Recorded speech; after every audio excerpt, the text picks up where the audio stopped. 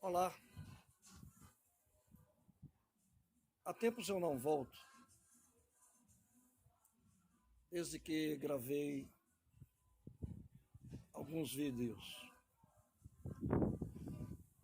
Mas hoje, depois que eu recebi incentivos de dois sobrinhos que estão numa idade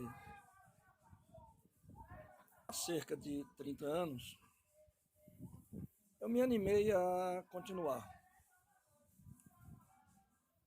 com vontade de falar um pouco sobre o entendimento do mundo que nós temos hoje à nossa disposição. É claro que vivemos um mundo num processo de, eu diria, não de volta, mas orbitando o obscurantismo. A história nunca volta de forma veemente ao que foi, mas ela vive de ciclos e eu acho que nós ingressamos em um novo ciclo obscurantista. Se o cristianismo abafou a realidade pagã, principalmente Demócrito e Epicuro,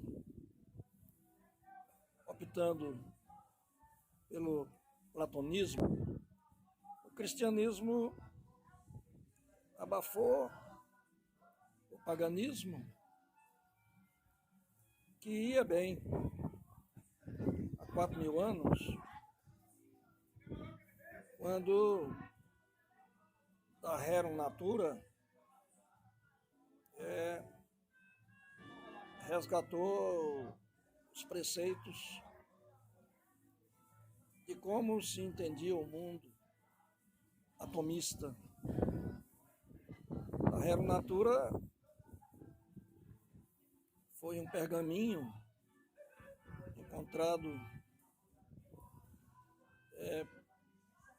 por um iluminista, não um iluminista do iluminismo da Revolução Francesa, mas um iluminista que foi secretário de um papa,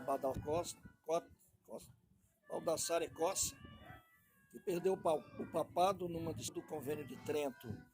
Esse secretário ficou desempregado e no ano de 1642 ele saiu catando iluminuras e documentos antigos de romanos e gregos e encontrou o da Rerum Natura. O da Rerum Natura que depois foi também encontrado nas ruínas do Vesúvio, lá em Pompeia, em um códex. E que já falava de micróbios, já falava do Sol como centro do sistema solar, né? Falava do átomo. Mas o cristianismo ele abafou isso tudo. Os deuses pagãos foram abafados, né? E as interpretações filosóficas dos pré-socráticos elas quase desapareceram, né? E Platão sobreviveu porque falou de corpo e alma. Já os atomistas, os materialistas, em vez de idealistas, como Platão, não consideravam corpo nem alma, eles consideravam matéria, energia, que é uma coisa mutável, né? Que se transforma num processo de criação-destruição. Bom, de hoje, na realidade, é uma volta aos dogmas.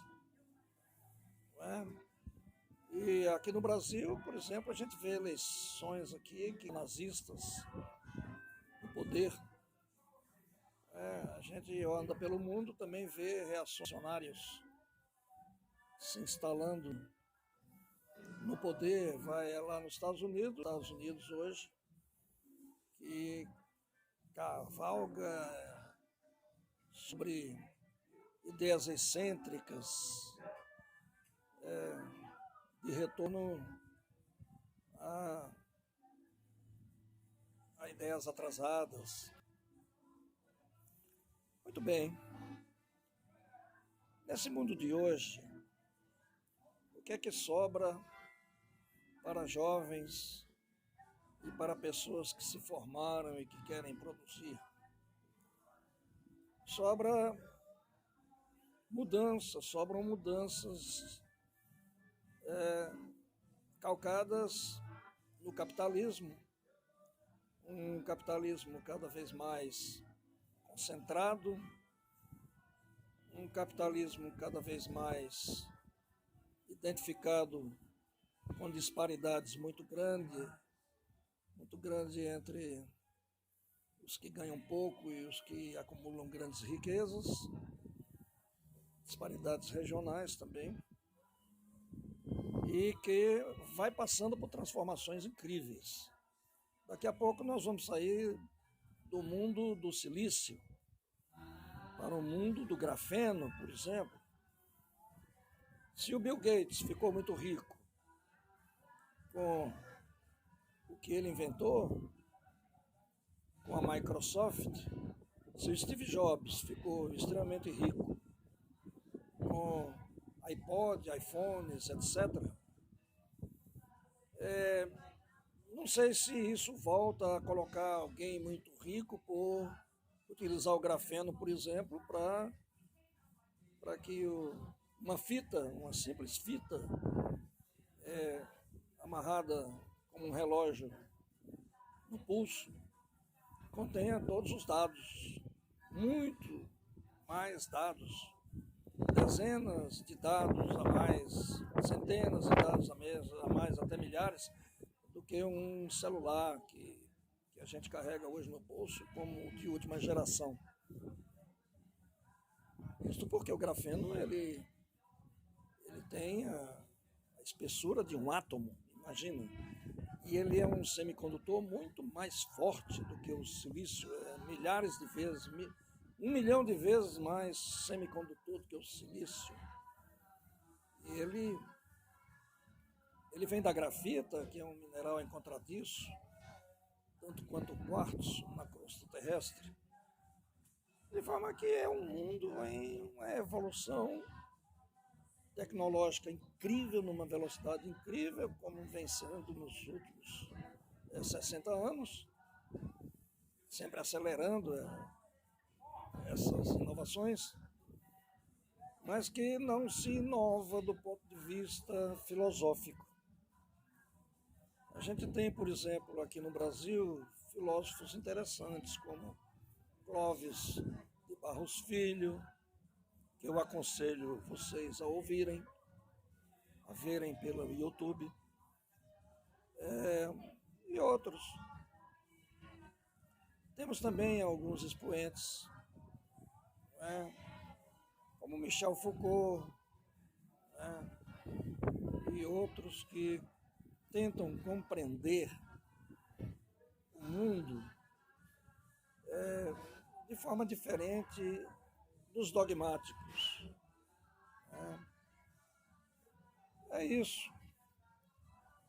É importante que no campo da filosofia e da política nós abramos os olhos para ideias que sejam de acúmulo de consciência, para que esse mundo aqui se transforme no melhor, porque ele é insustentável.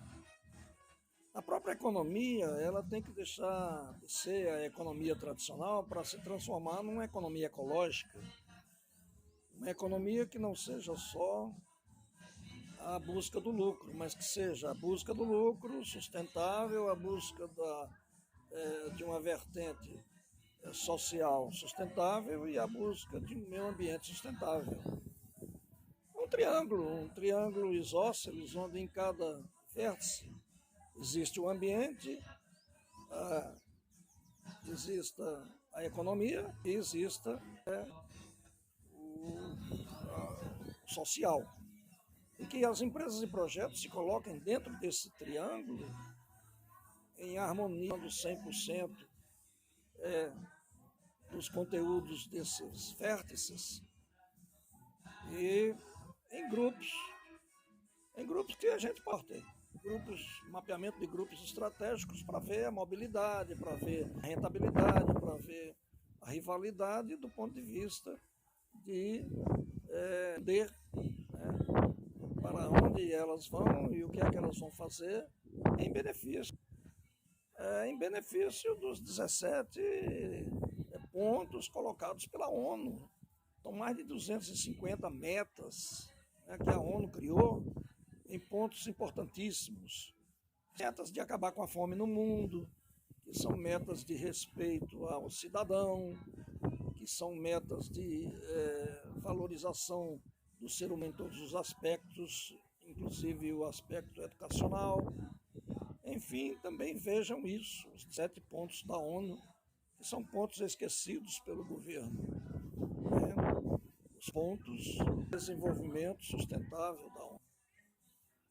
Bom, eu fico por aqui hoje, prometo voltar depois com mais postagens. Eu falar com vocês. Um grande abraço e até a próxima.